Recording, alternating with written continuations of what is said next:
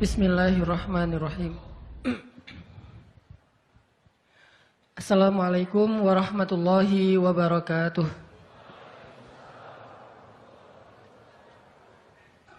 Alhamdulillahi alladzi hadana li hadza wa ma kunna linahtadiya laula an hadanallah.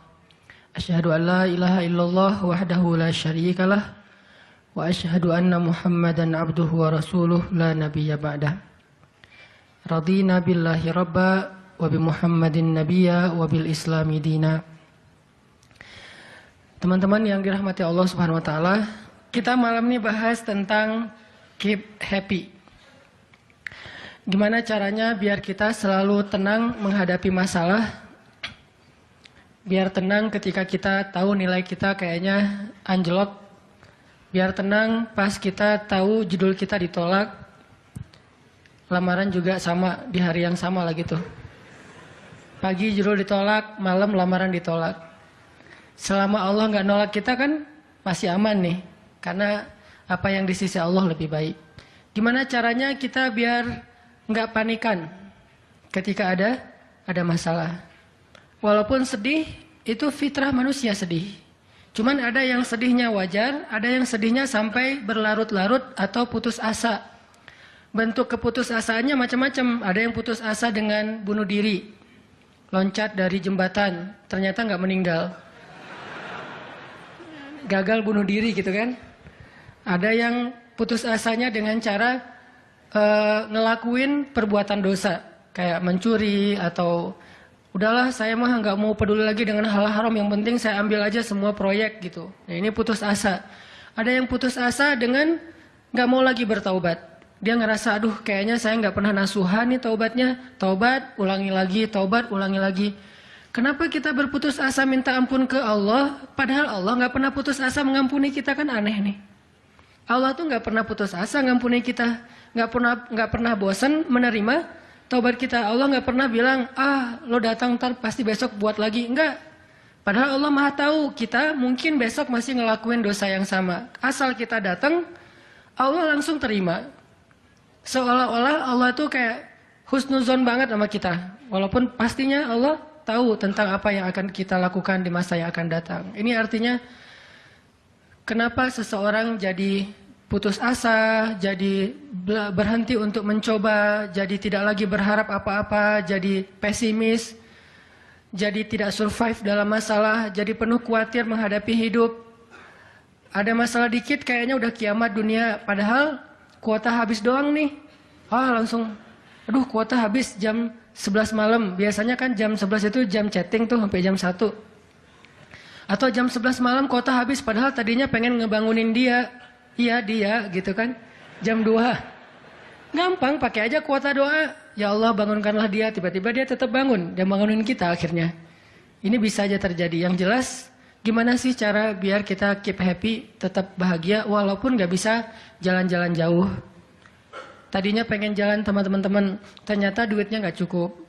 Kita lihat teman-teman kerjanya traveling aja.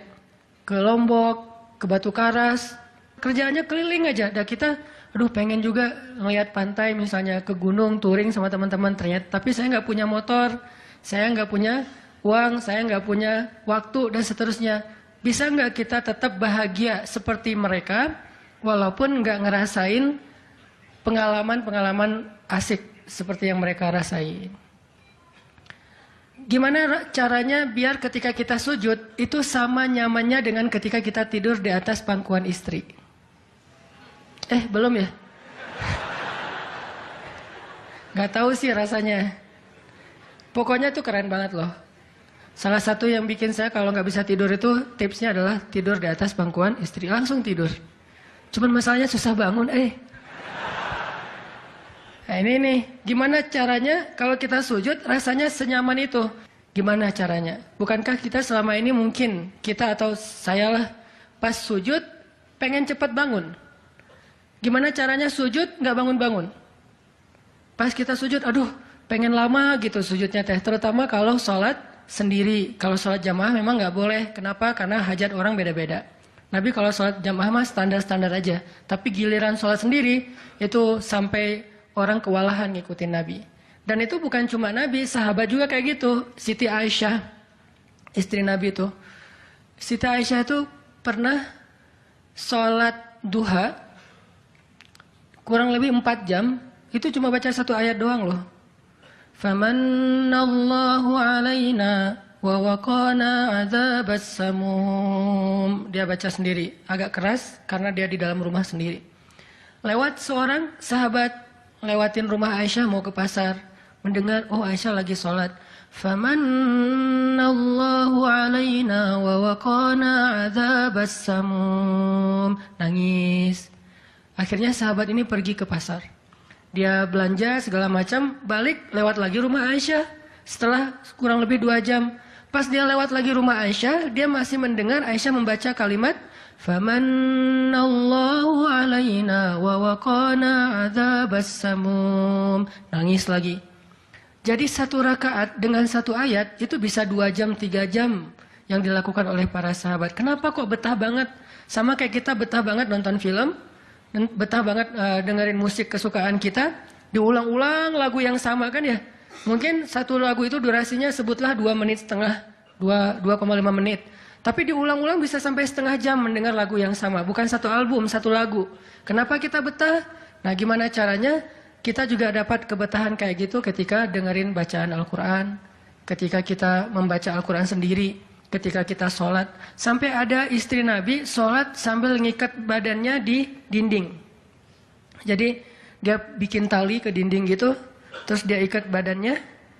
Sehingga kalau dia udah gak kuat lagi, dia bersandar dengan ikatan tali di badannya. Saking lamanya berdiri sholat. Coba bayangin. Berarti kan semalaman tuh. Kalau udah gak kuat, dia berdiri itu sambil badannya keikat di tali.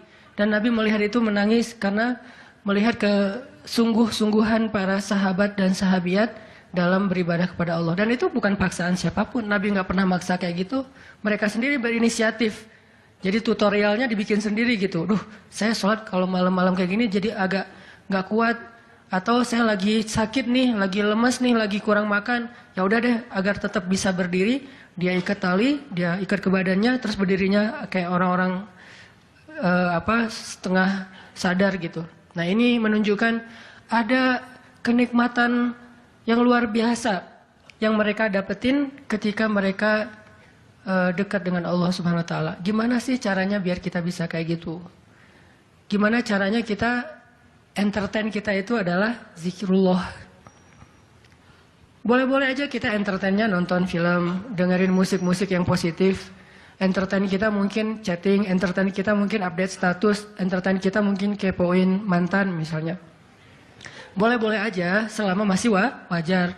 Tapi bisa nggak entertain kita yang lain itu zikrullah. Dengan mengingat Allah kita jadi terhibur gitu. Dan itu entertain luar biasa pahalanya. Gimana caranya? Ini yang kita pengen belajar malam ini. Sehingga kita bisa tetap happy walaupun dalam keadaan tadi akhir bulan. Dalam keadaan habis diputusin. Dalam keadaan ditolak, dalam keadaan bingung, galau, segala macam termasuk habis pulsa. Tetap bisa happy. Pas telepon, pulsa Anda tidak mencukupi. Masya Allah. Gitu. Senyum gitu ya. Bukan, kemana nih apa panik. Biasa aja. Nah ini kita perlu belajar. Saya juga merasa butuh mempelajari lagi gimana caranya biar bisa ngerasain itu. Dan nasihatnya bukan dari saya. Karena saya juga masih belajar, belum istiqomah amat nih. Tapi nasihatnya dari para ulama yang diambil dari ayat Al-Quran dan hadis-hadis Rasulullah SAW. Nah sebelumnya coba kita perhatiin dulu kisah tentang ketenangan dengan mengingat Allah tuh kayak gimana. Salah satunya ada di surat At-Taubah yang terkenal. A'udzu billahi minasy syaithanir rajim. Illa tansuruhu faqad nasarahu Allah. إذ أخرجه الذين كفروا ثاني اثنين إذ هما في الغار إذ يقول لصاحبه لا تحزن إن الله معنا فأنزل الله سكينته عليه وأيده بجنود لم تروها وجعل كلمة الذين كفروا السفلى وكلمة الله هي العليا والله عزيز حكيم. Kalau kalian tidak menolongnya, maka sungguh Allah akan menolongnya. Seperti ketika orang-orang kafir mengeluarkan dia dari kota Mekah pada saat dia menjadi salah satu di antara dua orang yang berdiam di dalam gua, yaitu Gua Thur. Ketika ia berkata kepada sahabatnya, yaitu Abu Bakar, dia di sini siapa? Rasulullah SAW. Ketika dia berkata kepada sahabatnya, La tahzan, innallaha ma'ana. Janganlah kamu khawatir, bersedih, takut, itu sama. Sesungguhnya Allah bersama kita. Maka Allah Subhanahu wa Ta'ala menurunkan rasa ketenangan kepadanya dan menolongnya dengan tentara yang kalian tidak bisa melihat. Sehingga Allah menjadikan kalimat orang-orang kafir itu menjadi dikalahkan atau rendah. Dan kalimat Allah adalah kalimat yang tinggi. Dan Allah Maha Perkasa lagi Maha Bijaksana. Ini kan kata-kata yang paling populer ya. La tahzan, innallaha ma'ana. Tips pertama kalau kita pengen bisa lebih tetap tenang, happy ketika kita dalam tekanan adalah kita tuh memang harus punya sahabat yang selalu mengingatkan kita kepada Allah Subhanahu wa Ta'ala. Sahabat yang mengingatkan kita kepada Allah. Ini yang terjadi kepada Abu Bakar As-Siddiq. Sekelas Abu Bakar yang imannya sampai ke derajat siddiq, bukan cuma mukmin loh, siddiqun. Kan ada mukmin, ada muttaqin, ada siddiqin. Ini udah derajatnya siddiq. Arti siddiq itu udah nggak ada lagi keraguan di hatinya. Udah nggak ada lagi masalah sedikit pun. Ketika orang-orang ragu, Abu Bakar tetap yakin. Salah satu kasusnya pas Nabi pulang Isra Mi'raj. Nabi bilang bahwa saya baru pulang dari Palestina dan baru naik ke langit semalam. Diberitakan ini kepada orang-orang kafir Quraisy, tapi orang-orang kafir Quraisy nggak percaya. Lalu ketika para sahabat-sahabat lain mendengar, mereka kayak ragu-ragu gitu, bener nggak ya, bener nggak ya? Lalu ketika ditanya kepada Abu Bakar, ya Abu Bakar, lihat tuh teman kamu makin gila aja. Emangnya kenapa, kata Abu Bakar? Dia ngaku-ngaku baru pulang dari dari Palestina, dia ngaku-ngaku baru pulang dari langit, katanya Isra dan Mi'raj semalaman, dalam waktu 1 malam. Lalu Abu Bakar bertanya, siapa yang bicara kayak gitu? Dia atau kalian? Kata mereka, Muhammad yang ngomong kayak gitu langsung kepada kami. Kata Abu Bakar, kalau Muhammad yang ngomong kayak gitu, maka benar. Dia nggak mau tanya gimana caranya, berapa lama waktunya, kapan, siapa yang membawa dia. Nggak nanya apapun, kalau Muhammad yang ngomong, maka itu benar. Ini artinya siddiq, nggak banyak tanya, percaya banget. Kalau ayatnya kayak gitu, udah cukup. Kalau hadisnya kayak gitu, udah cukup. Kalau kata ulama kayak gitu, saya ikut.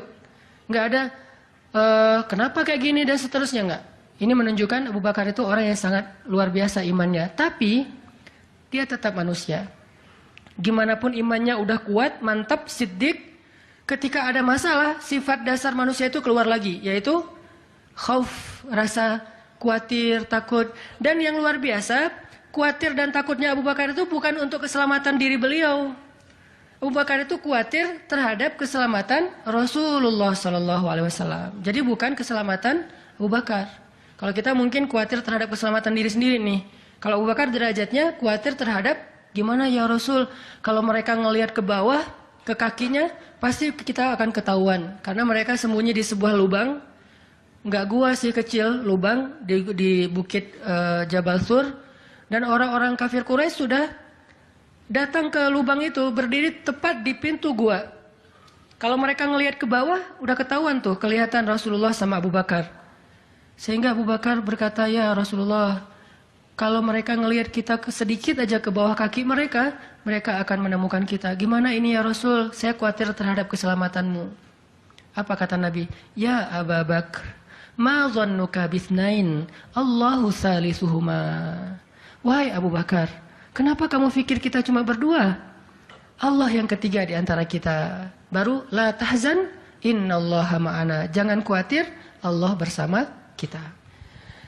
Kata-kata ini kalau diucapkan oleh orang solih pada waktu yang tepat ketika kita ngalamin satu masalah besar, itu akan luar biasa memberikan efek ketenangan buat kita. Tapi waktu yang tepat. Kalau normal-normal aja kayaknya agak kurang ngaruh nih. Makanya kata-kata kayak gini itu timingnya tuh harus pas. Dan yang mengatakan orang yang memang punya aura kesolehan yang luar biasa. Sekelas Rasulullah kurang apa? Itulah sebabnya kenapa kita harus punya banyak. Atau setidaknya kita punya seorang sahabat, seorang teman yang solih, yang sering mengingatkan kita. Minimal istri. Kenapa? Karena kalau kita galau dalam urusan kerjaan, nanti pas kita pulang ke rumah, yang akan bilang la tahzan innallaha ma'ana adalah pasangan kita. Dengan nada yang lembut, dengan senyum yang khas, dengan dekapan yang mungkin penuh kasih sayang, itu benar-benar bisa bikin kita tenang. Gak tahu tenang karena kata-katanya atau dekapannya nih, enggak. Saya juga bingung. Dua-duanya kali ya. Dia bilang la tahzan ya azizi. Panggilan buat suami bahasa Arabnya yang lembut tuh azizi. Bukan al-aziz ya. Al-aziz mah nama orang. La tahzan ya azizi atau ya habibi atau ya albi. Albi itu artinya jantungku. Jangan dipakai deh, biar saya aja yang pakai itu. La tahzan. Jadi misalnya kayak suami galau tentang kerjaan. Mah, papa lagi galau nih. Kenapa, Pak? Di kantor itu kemarin kita ada tawaran proyek. Cuman proyeknya kayaknya cara untuk ngedapetin proyek itu cara-caranya tuh agak-agak kurang baik gitu. Ada suap segala macam. Tapi itu proyeknya untung besar loh, Mah. Nah, kalau kita nggak suap, kita nggak akan dapat proyek itu. Ini gimana nih, Mah? Diambil nggak? Kan galau nih, udah istikharah belum mantap nih hatinya. Istrinya yang bilang, Papa, Allah yang kasih kita rezeki. Kalau Papa ninggalin sesuatu karena Allah, Allah akan ganti dengan yang lebih baik. Pasti dari booster ya, Mah. Nyontek gitu ya. Nah, kalau dia ngomong kayak gitu kan jadi mantep nih. Kayak saya juga pernah ngerasain lagi kayak sedih gitu, lagi galau karena satu urusan. Istri mengatakan, udah serahin aja sama Allah. Kan jadi mantap kan hatinya. Hal-hal yang kayak gini nih. Kalau belum punya pasangan, temen. Sehingga Nabi mengatakan, Al-mar'u ala dini khalilih. Seseorang itu bergantung loh kepada tingkat kesolehan temannya. Kalau temannya soleh, insya Allah dia akan terjaga oleh teman itu ketika dinasihati, diingatkan. Saya aja ngerasa banget yang kayak gitu. Ada masa-masa ketika saya kayak futur. Futur itu teman-teman artinya lagi lemah imannya. Mungkin banyak lalai, banyak main, sedikit manfaat. Walaupun ada juga banyak main, banyak manfaat. Itu mah tagline entah siapa akunnya gitu. Lagi futur nih ya, lagi futur. Lemah, ngerasa bangun tahajud kayak susah gitu. Ke masjid males, zikir gak khusyuk, tilawah Al-Quran gampang ngantuk. Jalan sama seorang teman saya yang dia bukan ustadz sama sekali. Bahkan dia ngakunya belajar ke saya. Gak tahu benar apa enggak. Yang sejatinya mungkin saya belajar ke dia. Lagi jalan, setelin tilawah Al-Quran. Yang baca saya lagi tuh. CD tilawah Al-Quran saya. Saya kan gak pernah mendengar CD sendiri. Pas diputarin itu siapa? Lah itu ustadz. Oh ya. Baca surat Al-Mulk. Tabarakalladzi biyadihil mulku wa huwa ala kulli syai'in qadir. Pas sampai di ayat-ayat tentang Jahannam, tentang neraka, tentang apa? Walaqad zayyana sama ad-dunya bimasabih dan seterusnya, dia nangis. Dia nyetir nih, dia nangis. Saya ketika ngelihat dia nangis, saya dapat hidayah. Jadi saya dapat hidayah bukan hanya dengan mendengar bacaan itu, tetapi karena dikondisikan oleh seorang teman, saya ngerasa, duh, Masya Allah ya, dia yang dengerin bacaan saya bisa nangis. Saya dengerin diri saya sendiri, nggak nangis. Kan ada masalah nih. Akhirnya saya jadi insaf. Insaf itu kemudian istighfar, astagfirullah, Allah saya kayak ada masalah nih. Mulai belajar dari dia, Pak, gimana sih kok bisa kayak gitu? Ustadz kan lebih tahu ilmunya mungkin, tapi kalau pengalamannya Bapak pasti lebih tahu. Rahasianya apa? Ternyata rahasianya emang dia orang yang nggak pernah dengar yang lain selain mendengar bacaan Al-Quran. Jadi buat dia bacaan Al-Quran itu benar-benar entertain buat dia. Oh, berarti kita harus lebih banyakin lagi dengerin Al-Quran. Kalau kita dengar musik sekali, berarti dengar Qurannya 3 kali harusnya. Baru masih agak-agak proporsional nih. Sehingga gampang kesentuh. Hatinya itu mudah. Tapi pelajarannya tetap teman yang ngebawa kita kepada sesuatu. Ternyata triknya pertama, mengingat Allah itu kan bukan cuma menyebutkan Allah. Tapi ketika kita sedang dalam keadaan bingung, khawatir, galau, sedih, tertekan, panik, tiba-tiba teman kita mengingatkan kita kepada Allah dengan bahasa yang sederhana. Kalau bahasa sederhananya Al-Quran, la tahzan, innallaha ma'ana. Dan itu boleh diterjemahin ke bahasa yang lebih sederhana versi kita. Karena itu bahasa Al-Quran yang mungkin buat sebagian orang nggak dapat nih, karena mungkin nggak paham bahasa Arab. Jadi kalau teman kita lagi sedih jangan bilang, la tahzan dong, innallaha ma'ana. Apaan tuh lu baca Quran gitu ya? Nggak ngerti kan dia? Kita bisa terjemahin, udah tenang aja, Allah yang bantu. Tenang aja, Allah yang beresin. Tenang aja, serahin aja kepada Allah. Allah itu sebaik-baik kita nyerahin sesuatu. Ngomong kayak gitu tuh kena. Kalau timingnya pas kita lagi ngalamin satu masalah. Terutama masalah-masalah kayak masalah rezeki itu paling bikin kita sering panik, kehilangan sesuatu, ditipu orang, segala macam. Kita bilang, udah nggak apa-apa, nanti Allah ganti yang dengan yang lebih baik. Allah yang ganti gitu. Allah yang ganti. Tenang tuh jadinya. Karena kita sedang mengetuk kembali imannya di saat dia sedang butuh-butuhnya iman itu. Dan itu butuh teman yang bisa mengingatkan kita. Sehingga Nabi bilang, ciri-ciri teman yang baik itu adalah kalau kita ketemu dia bikin kita sering ingat Allah. Dia bikin kita sering ingat Allah. Coba teman-teman renungkan nih, coba dihitung-hitung. Kita kalau ketemu teman ngomongin dunia berapa sering? Terus ngomongin Allah berapa sering? Kan jarang banget kita ketemu teman ngomongin tentang Allah kan? Dan kayaknya nggak tahu juga bahannya mau ngomongin apa tentang Allah. Kita ngomongin tentang Allah yuk. Ngomongin tentang Allah, apaan tuh? Kan bingung dia tuh. Maksud lo qul huwallahu ahad gitu. Atau ayat kursi. Berarti kita belum terbiasa bicara tentang Allah. Nah ini yang harus kita coba latih pelan-pelan nih. Kita lihai banget nih. Bisa smooth banget masuk ke tema tentang dunia. Bisa ganti-ganti topik. Dan semuanya tentang dunia. Tentang kuliner, tentang kerjaan, tentang jodoh, tentang kuliah, tentang pendidikan, tentang apapun. Tentang teman. Bisa dengan mudah dan seru gitu ngomongin tentang dunia teh. Dan itu bukan sesuatu yang dilarang memang. Cuman kok nggak seimbang kita ngomongin tentang Allah Subhanahu Wa Taala. Coba kita belajar cari teman yang udah sefrekuensi dulu. Arti sefrekuensi bukan sama-sama udah baik. Sama-sama udah niat pengen memperbaiki diri. Sama-sama udah punya tekad kita pengen hijrah nih. Lagi-lagi bukan merasa diri kita lebih baik dari orang lain. Tapi yang udah sefaham. Supaya nggak banyak perdebatan. Ajak dia ngobrol tentang Allah pelan-pelan dan secara bertahap. Nggak bisa langsung ngejos. Nggak bisa langsung, coba lo sebutin rububiyah asma Allah yang 99 apa aja. Itu mah cerdas cermat ya. Tapi kita ngomongin Allah tuh baik banget loh kemarin gini. Allah aja yang diomongin. Sehari minimal kita ngomongin Allah itu sekali deh. Dan sekali itu jadi obrolan, bukan cuma mention doang ya, tapi obrolan gitu. Jadi diskusi. Sekali aja sehari dan nggak harus lama, mungkin cuma 5 menit. Kalau kita nggak bisa ngelakuin itu secara spontan, nggak apa-apa di setting. Kita ketemu sama teman kita bikin kayak program gitu. Kita kalau ketemu pokoknya harus sekali sehari ngomongin tentang kebesaran Allah. Coba digituin. Makin sering itu makin akan nanemin satu belief faith di dalam hati kita. Sehingga ketika nanti kita ada masalah diketuk rasa iman itu cepat baliknya. Berarti kita harus cari teman yang mau menasihati kita, bicara bareng kita tentang kebesaran Allah. Dan itu yang dilakukan Nabi Musa dengan Nabi Harun ketika berdakwah yang Allah sebutin di surat Toha. Nabi Musa mau berdakwah kepada Fir'aun. Minta teman supaya bisa mengingat Allah ketika lagi dalam keadaan marah. Soalnya Musa tahu, Musa itu orangnya marah. Kalau udah marah ngeri. Harun orangnya kalem, woles. Sehingga butuh seseorang yang bisa menahan amarah dan emosinya Musa. Sehingga kata Musa, ya Allah beri saya seorang teman yang bisa mendampingi saya dalam dakwah, yaitu Harun.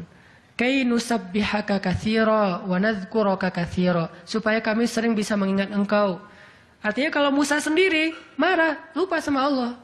Tapi kalau ada Harun, Musa istighfar, astagfirullahaladzim. Gitu. Begitu juga Nabi kecil. Ada 2 orang Nabi kecil sepupuan. Siapa dia? Isa dan Yahya. Nabi Isa dengan Nabi Yahya. Anak kecil 2 orang nih. Dua-duanya keren. Dua-duanya soleh. Dua-duanya ganteng. Dua-duanya idola. Selebgram lah di masanya. Pokoknya luar biasa nih 2 orang. Cowok. Anak usia, kalau nggak salah Yahya waktu itu umurnya udah sekitar 10 tahun. Isa baru lahir, berarti beda 10 tahun. Pas mereka ABG, beda 10 tahun tapi nyambung ngobrolnya. Pas mereka jalan kemana-mana berdua tuh. Yang satu orangnya gampang tersentuh, nangis, yaitu Yahya. Yang satu lagi orangnya tegas, yaitu Isa. Sehingga kalau Isa lagi marah, Yahya yang mengingatkan, Isa tenang. Akhirnya tenang. Pas Yahya terlalu kayak baper gitu, aduh kasihan. Yahya itu kan orangnya kasihan, gampang kasihan, sehingga jadi agak-agak kurang tegas. Kata Isa, nggak bisa gitu dong. Akhirnya diingatkan. Nah ini pentingnya teman. Nabi aja butuh teman. Kalau kita mau kepo dikit nih, kenapa sih Rasulullah memilih Abu Bakar untuk nemenin hijrah? Kenapa nggak Umar gitu, supaya aman? Hijrah bareng Umar, siapa yang berani ngejar coba? Umar berdiri depan Ka'bah. Ya ayuhan nas, ya ma'syara Quraisy, wahai manusia, wahai orang Quraisy, fa'lamu anni muhajir. Ketahuilah saya pengen hijrah, kata Umar. Siapa yang pengen istrinya jadi janda, anaknya jadi yatim, tunggu saya di balik bukit itu. Ada yang berani? Diam semuanya. Coba Rasul kalau hijrah bareng Umar, enak kan? Wahai wahai orang-orang Quraisy, wahai manusia, saya sama Rasul nih mau hijrah. Siapa yang berani nunggu saya di balik bukit itu? Kalau enggak dia akan hilang kepalanya. Enggak ada yang berani kan? Kenapa Rasulullah milih orang yang lemah seperti Abu Bakar? Udah kurus, lemah, dan kaumnya kabilah yang lemah. Bani Taim. Bani Taim itu lemah kabilahnya. Enggak seperti kabilahnya Umar bin Khattab. Kenapa bukan Umar? Kenapa bukan Hamzah? Hamzah itu pemanahnya para sahabat. Pemanahnya orang-orang Mekah. Dan juga nggak ada yang berani sama Hamzah. Hamzah mukul Abu Jahal di depan orang banyak, nggak ada yang berani balas. Ketika Abu Jahal mukulin Rasul lagi sholat depan Ka'bah, Nabi lagi sholat digebukin sama Abu Jahal. Dibelain sama Abu Bakar ikut digebukin. Akhirnya wajah Abu Bakar itu nggak dikenali lagi, saking babak belur.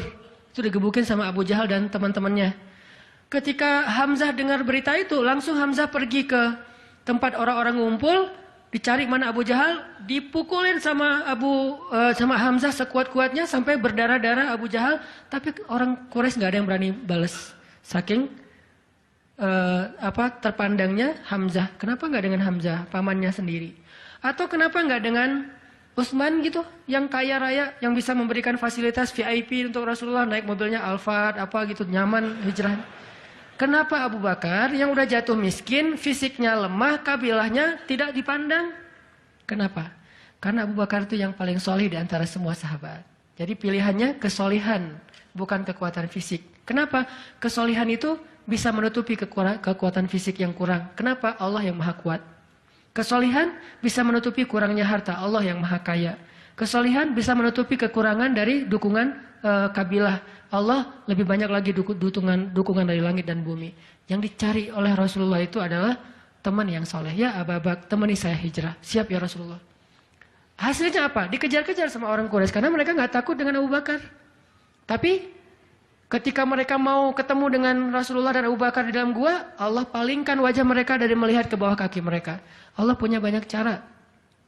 Ada ulama yang bilang bukan cuma dipalingkan, tapi tiba-tiba merpati bikin sarang di situ laba-laba, walaupun ada perdebatan di antara ulama ini hadisnya sahih atau enggak. Yang jelas, yang pasti nih, Allah melindungi mereka dengan banyak cara sehingga nggak bisa ditangkap. Allah yang bertindak, jadi butuh teman yang soleh. Walaupun nanti kenyataannya teman yang soleh ini malah ditenangkan oleh Rasulullah, bukan Rasulullah ditenangkan oleh dia gitu. Kan nyari teman yang soleh biar bisa menenangkan nih. Ternyata pas ada masalah, Rasul gimana? La tahzan, innallaha ma'ana, tenang, udah beres. Bisa nggak kita coba latihan ini? Kalau kita berteman dengan seseorang, niat kita pengen saling mengingatkan. Wa tawasau bil haq, yaitu mengingatkan tentang Allah. Wa tawasau bis shawab, Itu kayak gitu tuh ayatnya. Pertama hak dulu, kedua sabar. Kalau nasihatnya udah benar, insya Allah sabar. Jadi kalau kita pengen menasihati teman kita atau dinasihati oleh teman kita supaya lebih kuat, bisa tough, bisa survive dalam masalah, minta dia menasihati kita al-haq. Dan siapa al-haq? Allah Subhanahu wa taala. Wa tawasau bil haq artinya saling menasihati dengan nama Allah. Udah serahin aja sama Allah. Allah itu maha ini sebutin dengan bahasa sederhana. Langsung sabar jadinya. Langsung lebih kuat, lebih tenang. Itu yang pertama teman-teman. Kita sering berteman dengan orang yang insya Allah dia yakin sama Allah lebih kuat daripada kita. Imannya lebih mantap daripada kita. Yang kedua, gimana caranya biar kalau kita menyebut nama Allah, kalau kita sholat, kalau kita berzikir itu jadi lebih tenang gitu, lebih happy. Karena sebetulnya orang mukmin itu bahagianya itu ada di dalam hati. Kalau bahasa Ibnu Taimiyah, surgaku itu di sini. Surga orang mukmin itu di hati. Surga kita itu bukan rumah, surga kita itu bukan mobil, surga kita itu bukan pekerjaan, surga kita itu bukan tempat jalan-jalan, tapi semua itu kebaikan, kesenangan. Cuman surga kita ada di sini. Dan ini kita bawa kemana-mana. Jadi nggak susah menemukan surga teh. Aduh, bete nih kenapa nggak bisa jalan? Bete nih kenapa nggak bisa nonton? Bete nih kenapa nggak bisa nyaman di rumah? Bete nih kenapa? Gampang bete karena surga kita bertempat di sesuatu tempat yang sulit untuk kita jangkau. Harusnya itu jadi hiburan buat kita, bukan surga. Sedangkan surga memang adanya di hati. Ada masalah, Allah lebih kuasa, makhluk tidak kuasa.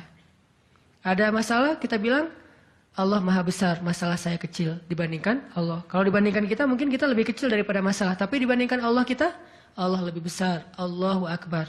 Kita belajar Allah yang maha memelihara. Kita kan dipelihara Allah, terus ngapain kita khawatir? Kalau gitu nggak usah ikhtiar, Ustaz. Ikhtiar, tapi jangan libatkan hati. Ikhtiar itu pakai tangan, pakai kaki, pakai tenaga fisik. Hati nggak perlu berikhtiar. Hati itu bertawakal. Fisik kita berikhtiar, hati kita bertawakal. Jangan sampai hati kita ikut ikhtiar, nih bahaya nih. Kalau hati kita ikut ikhtiar, berarti kita lebih percaya kepada makhluk daripada Allah. Nanti akan mentok, kalau udah mentok putus asa, itu penyebabnya. Gara-gara hatinya baper dengan ikhtiar. Ketika jalan-jalan ikhtiar itu tertutup, hati kita jadi give up. Nyerah aja deh. Sedangkan kalau hati kita nggak ikhtiar, dia cuma tawakal. Jalan tertutup, dia masih bilang, Allah maha kuasa. Ala kulli syai'in qadir. Segala sesuatu Allah maha bisa. Nggak mungkin nggak bisa. Tetap. Makanya jangan ikhtiar pakai hati. Ikhtiar pakai tenaga. Hati tawakal babnya. Sehingga tawakal itu amal hati. Ikhtiar itu amal fisik. Kan dalam Islam itu ada amal batin, ada amal zahir ya. Amal batin hati, amal zahir fisik kita. Ikhtiar amal zahir, jangan dicampur dengan amal batin. Coba teman-teman buka deh surat Hud, surat 11. Kalau ragu tentang rezeki baca nih ayat nih. Surat 11, surat Hud ayat 6. Wa ma min dabbatin fil ardi illa 'ala Allahi rizquha wa ya'lamu mustaqarraha wa mustawda'aha kullun fi kitabim mubin. Tidak ada satu hewan melata pun di muka bumi kecuali Allah menjamin rizkinya. Ini amalan hati nih. Ini ayat untuk menguatkan hati kita, bukan menguatkan fisik. Tapi biasanya hati kalau udah kuat, fisik kebawa. Kan kata Nabi kalau hatinya baik, yang lain ikut baik. Kalau hatinya buruk, yang lain ikut buruk. Jadi kalau hatinya udah give up, pasti fisiknya jadi lemah. Kalau hatinya tough dan masih punya belief ke Allah, masih punya harapan, maka fisiknya juga akan kuat. Wa ma min dabbatin fil ardi illa 'ala Allahi rizquha wa ya'lamu mustaqarraha wa mustawda'aha. Allah tahu di mana rezeki kita disimpan. Allah tahu kemana kita akan membelanjakan rezeki itu. Semuanya tertulis di dalam kitab yang jelas. Allah yang tahu. Allah yang menjamin. Nggak ada yang nggak dijamin rezekinya. Makanya saya pernah cerita tuh dulu. di mall sebelah. Saya sama istri habis kajian di sini atau sebelum kajian di sini sebelum maghrib sempat mau belanja dulu, belanja di supermarketnya di bawah, lantai bawah. Dari lobi kita mau ke bawah itu cari eskalator kan ya, belok kanan cari eskalator. Ternyata salah ngambil jalan. Kita habis belok kanan langsung belok kiri. Harusnya kalau belok kanan lagi sekali lagi langsung eskalator turun tuh. Pas karena kita belok kiri, akhirnya kita muter. Gara-gara muter, ngelewatlah sebuah stand baju kaos yang lagi diskon. Wih, diskon 50%. Akhirnya saya sama istri masuk. Ternyata lucu-lucu juga buat anak gitu. Alhamdulillah akhirnya kita beli 2 helai. Baru setelah itu kita jalan lagi, cuma beberapa meter, masuk eskalator turun. Siapa yang telah menggerakkan kaki saya sampai salah jalan? Sehingga saya harus muter. Dan akhirnya masuk ke stand itu. Alallahi rizquha. Allah yang menjamin rezeki. Kayak gitu cara Allah menskenariokan. Kalau saya ngambil jalan kanan, mungkin saya nggak akan masuk ke toko itu. Berhubung saya ngambil jalan kiri, akhirnya muter, masuklah ke toko itu. Allah punya banyak cara. Kenapa kita khawatir dengan stand orang lain yang mungkin lebih dekat ke pintu, lebih dekat kepada stage yang di tengah kalau bikin event segala macam. Kenapa? Kita udah ikhtiar, dapatnya cuma ini. Kayak lagi ada event, kayak festival gitu, kayak ada bazar. Kita punya banyak stand. Stand kuliner kita paling pojok, dekat toilet. Stand kuliner teman-teman kita tuh paling depan. Dan di situ stage banyak acara tausiah segala macam. Oh kayaknya di situ lebih laku. Belum tentu juga. Bisa jadi pada waktu itu banyak orang yang sakit perut atau apa akhirnya ya lewat. Aduh ini kayak seru juga nih di sini nih, makan di sini. Gak usah jauh-jauh sambil nunggu makan. Allah yang punya cara. Saya kan pernah cerita kesasar sampai ke Cirebon. Kenapa kesasar? Ada suatu hari Minggu kayak lagu. Satu hari Minggu. Ada satu hari Minggu nih. Bingung kita pengen keluar sama keluarga sama anak-anak. Kita keluar yuk. Saya bilang ke anak-anak, "Hayu," kata anak-anak. "Kemana?" Ke Kota Baru aja. Di situ kan ada jam matahari tuh. Kita lihat jam matahari. Hayu, naik mobil, masuk tol nih. Pas sudah masuk tol Paster, berubah pikiran. Terlalu dekat, nggak berasa liburan ya? Ya, terus mau kemana? Ke Jakarta aja yuk, ke Ancol. Ada pantainya. Oh, ayo ke Dufan. Jalan, akhirnya nggak jadi belok pada larang, lurus. Niatnya ke Ancol. Sebelum Cikampek, berubah lagi pikiran. Ancol mah pantainya gitu-gitu aja ya, udah pernah ya. Terus gimana dong, cari pantai baru deh yang di daerah Indramayu, Cirebon gitu. Siapa tahu ada yang lebih bagus, yang masih virgin. Boleh, keluarlah Cikampek. Waktu itu belum ada tol Cipali ya, keluar Cikampek.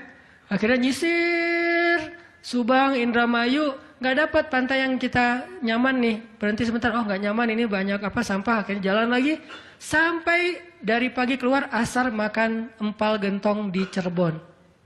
Siapa yang mendatangkan saya ke warung empal gentong itu? Pas kita masuk, orangnya bahagia banget gitu.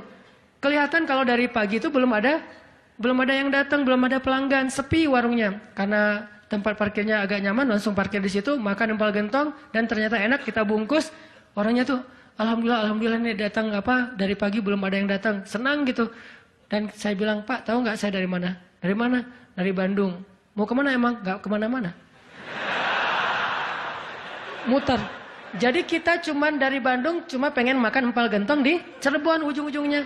Pulang sampai ke Bandung jam 10 malam, macet lagi tuh di Sumedang karena ada perbaikan jalan. Cuma pengen makan empal gentong, ngasih rezeki ke orang di Cirebon, kayak gitu banget tuh caranya tuh, coba lihat cara Allah. Oh yakin nih sama Allah. Allah bisa banget ngedatangin. Kalau ini terjadi kepada orang lain, berarti kalau saya cari rezeki bisa juga caranya kayak gitu. Allah kan punya banyak cara. Cuman kadang-kadang atau seringnya kita nggak tahu cara itu, tahu hasilnya doang nih. Tiba-tiba dapat. Sesederhana itu kita berpikir, akhirnya sesederhana itulah syukur kita ke Allah. Kalau kita tahu gimana rumitnya rezeki itu datang ke kita akan syukurnya lebih pasti tuh. Masya Allah ya, Allah ngedatangin rezeki ke saya tuh gitu-gitu amat. Sampai ada orang yang kesasar sekeluarga, bingung gitu.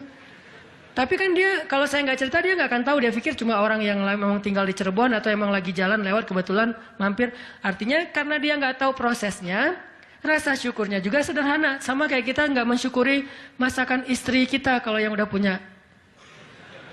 Istri itu masak tuh rempong loh dari pagi, wah sampai ganti lagi. Kita nggak tahu ya, mungkin istri kita baru belajar masak, gagal 2 kali loh. Itu yang ketiga tuh, nggak enak pula.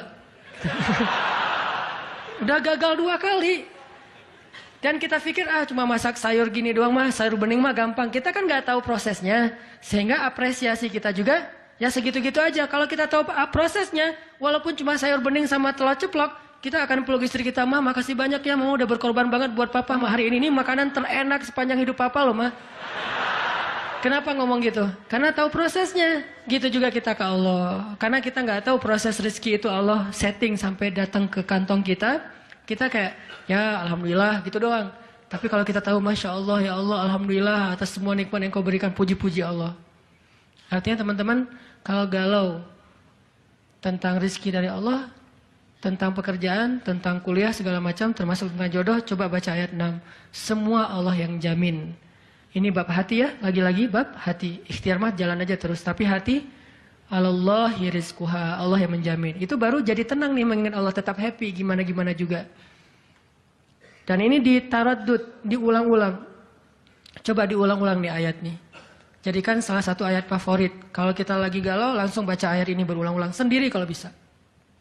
Baca dulu terjemahannya, hafal. Kalau udah hafal terjemahannya, tinggal baca ayatnya berulang-ulang. Sebelum tidur mungkin, kalau yang paling tenang. Kalau khawatir nggak bangun tahajud, ya udah sebelum tidur baca. Wa ma min dabbatin fil ardi illa 'alallahi rizquha. Diulang. Itu beda banget loh rasanya. Belajar untuk mentafakuri kebesaran Allah, sehingga kalau kita nanti ada masalah, mengingat Allah lebih mantap. Jadi dua ya, satu teman, kedua sering-sering tafakur. Wa yatafakkaruna fi khalqis samawati wal ard. Tafakur. Dan sebetulnya teman-teman ya, kalau kita mau lebih persis nih, sholat duha itu ya, emang sholat tafakur sebetulnya. Dulu para sahabat atau para anbiya, sholat duha itu di tempat terbuka. Di bukit, di kebun gitu. Sholat duha itu di tempat-tempat alam terbuka. Jadi benar-benar untuk tafakur alam. Sholat duha itu fungsinya untuk itu sebetulnya. Walaupun boleh banget dilakuin di dalam ruangan, di masjid, di rumah, di kantor. Boleh banget di kampus. Tapi kalau kita ada kesempatan sesekali, coba deh. Sengaja ngapain touring ke atas misalnya, ke Lembang, pengen duha. Dan duduk sendiri, jangan berjamaah. Bukan gak boleh, boleh aja sholat sunnah berjamaah. Cuman kali ini kita pengen menyendiri aja berdoa sama Allah. Duduk. Ngomong sama Allah, ya Allah, jangan biarkan saya berputus harapan kepada Engkau. Jangan biarkan saya berputus asa dari rahmat-Mu. Bimbing hati saya, ya Allah, tolong saya dalam masalah ini. Engkau maha kuasa. Siapa lagi yang bisa nolong saya selain Engkau? Ngomong kayak gitu sama Allah. Yang romantis, yang akrab gitu. Jangan sampai kita ngomong ke Allah tuh kayak orang gak kenal. Cuman copy paste, Rabbana atina fid dunya hasanah fil akhirati hasanah wa qina azabannar. Amin. Udah kayak nggak kenal gitu. Ngomong sama Allah itu akrab, ngomong ya Allah, gimana nih? Saya ada masalah kayak gini, curhat sama Allah. Itu beda loh.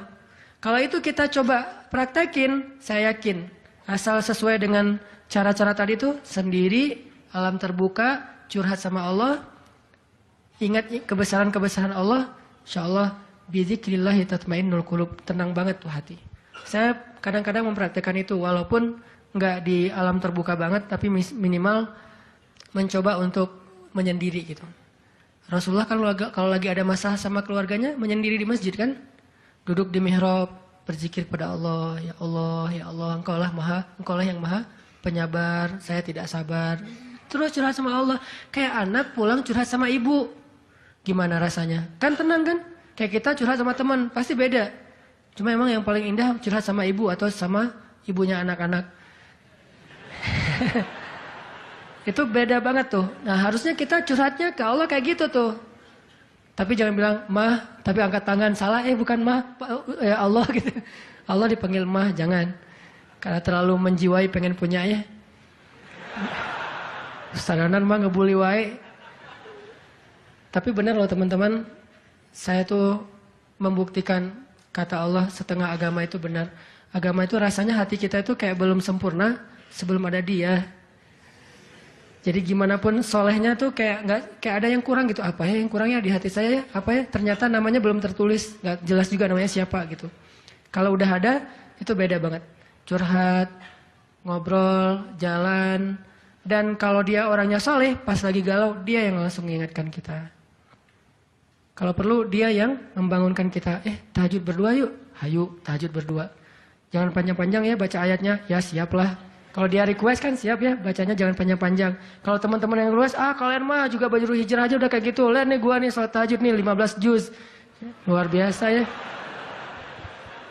Kalau istri biasanya lebih kasih sayang. Kasihan nih istri saya seharian capek nungguin sambil tidur-tiduran gitu. Nonton TV gitu, capek dia, kasihan seharian nonton TV teh.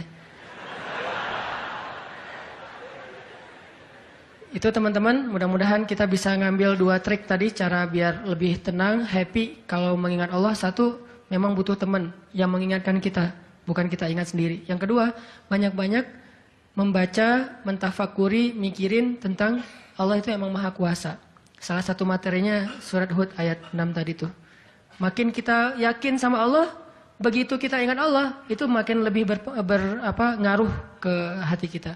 Tapi kalau kita nyebut nama Allah nggak yakin, cuma insya Allah, ya Allah, subhanallah, masya Allah, nggak ngaruh, cuman zikir doang, cuman lisan, tapi tidak sampai ke hati.